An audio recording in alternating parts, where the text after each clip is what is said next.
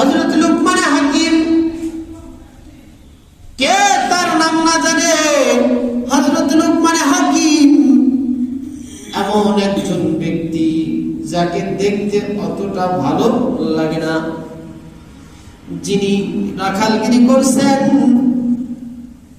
এমন এক ব্যক্তির আলোচনা আল্লাহ পাক কুরআনুল কারীমে জায়গা করে দিয়েছেন লুকমান হাকিমের কথা।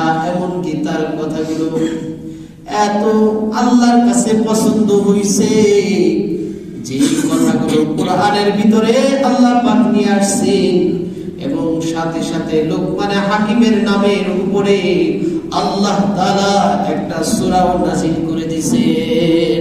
সুবহানাল্লাহ বলেন। সুবহানাল্লাহ। লুকমান হাকিম কি অনেক চেহারাওয়ালা ছিল?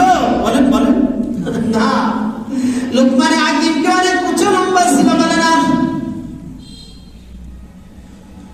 কিতাবে আসছে লুকমান হাকিম নিজেই বলেন, আল্লাহ পাক আমাকে কেন দামি বানাইছেন এটা আল্লাহ তাআলাই মালুম, আল্লাহ ভালো জানেন।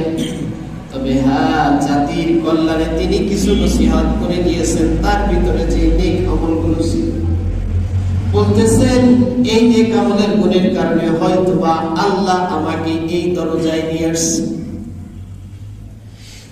তার মালিক একবার বলতেছিল, লুকমান হাকিমের মালিক, দুনিয়ার মালিক, তার দুনিয়ার মুনিব বলতেছিলেন, লুকমান তুমি তো আমার বাড়িতে একজন রাখাল কাজের লোক, তো তোমাকে তো মানুষ অনেক বড় মনে করে, জামানার ভিতরে বড় জ্ঞানী মনে করে রে লুকমান। তুমি এমন কি কাম করো যে কামের কারণে তোমাকে বড় জ্ঞানী মনে করে? তুমি এমন কি কাজ করো যে কাজের কারণে মানুষগুলো তোমাকে এত বড় জ্ঞানী মনে করে রে লুকমান? এই লুকমান, দুনিয়ার ভিতরে আমাকে কিছু দৃষ্টান্ত দেখাইবানি, যে দৃষ্টান্তগুলো আমিও মনে করতে পারি হ্যাঁ তুমি একজন বড় জ্ঞানী।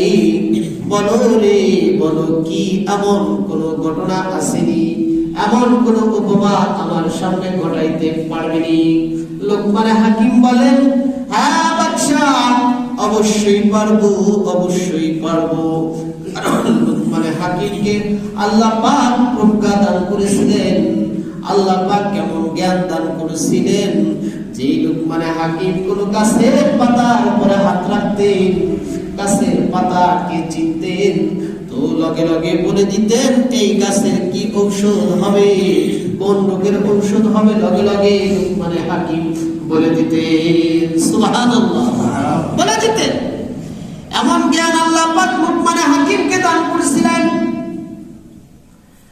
মালিক ডাকতে বলে, লুকমান বলো রে, দুনিয়ার ভিতরে সবচাইতে বড় দামি কি জিনিস?